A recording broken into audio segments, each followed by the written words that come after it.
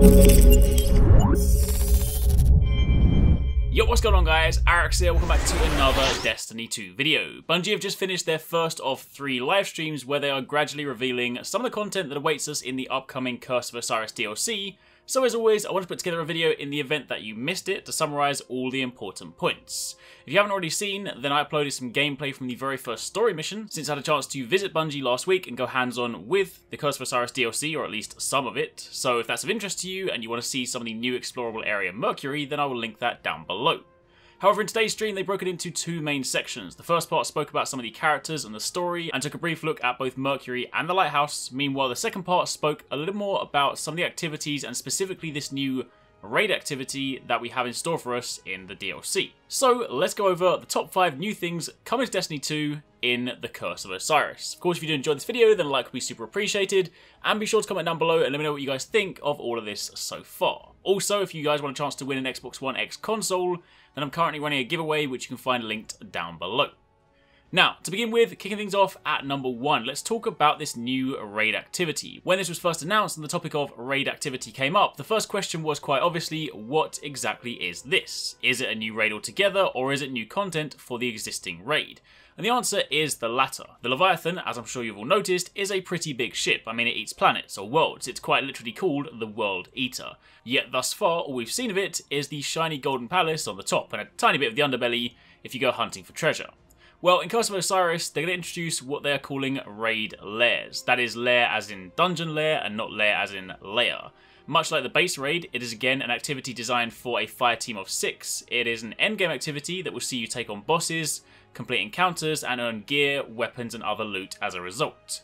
Taking a look at the director, you'll notice that the raid page has been updated. In the middle, you have the current Leviathan raid as you know it. However, you'll see that they have raised the recommended power level, and that is because in the Curse of Osiris, the player level is raising to 25 and the power level is jumping to 330. But they want to ensure that all the endgame activities were still viable, so by increasing the base raid too, it doesn't just remove one activity from the pool.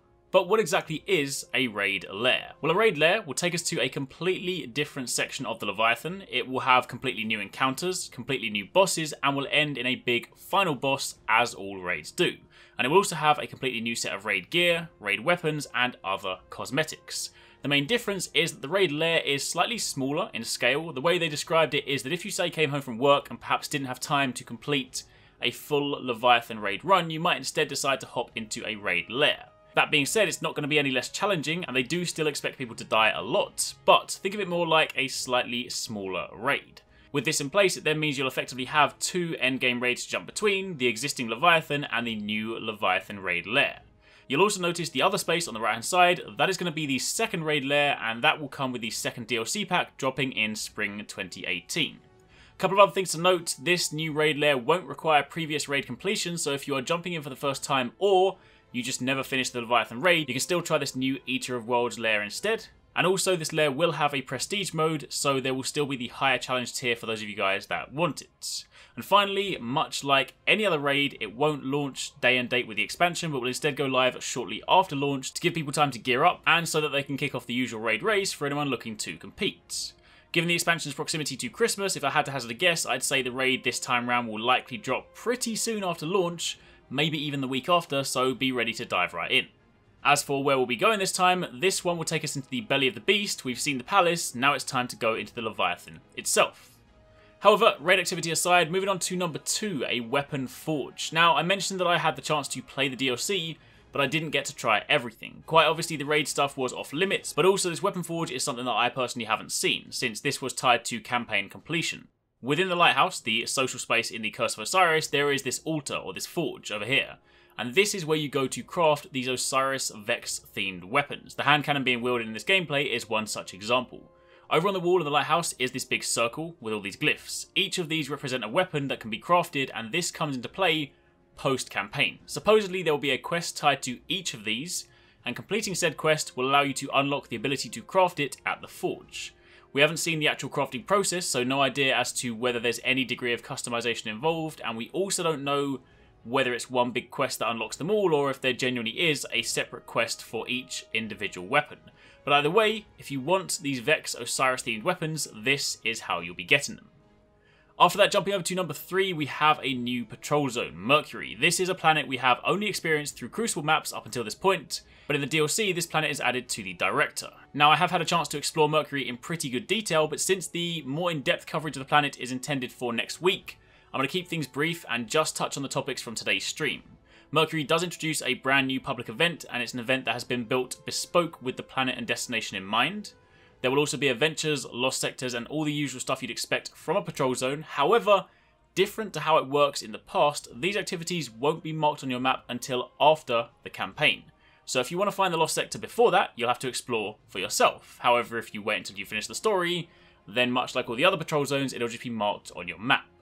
Additionally, something else you might have noticed at the very beginning of the footage, and also in the footage I uploaded from the first story mission if you've seen that, but on Mercury, the social space and the planet are seamless, so you won't be flying between the two, but you will instead simply walk through a portal or a gate and arrive inside or outside depending on which way you're going.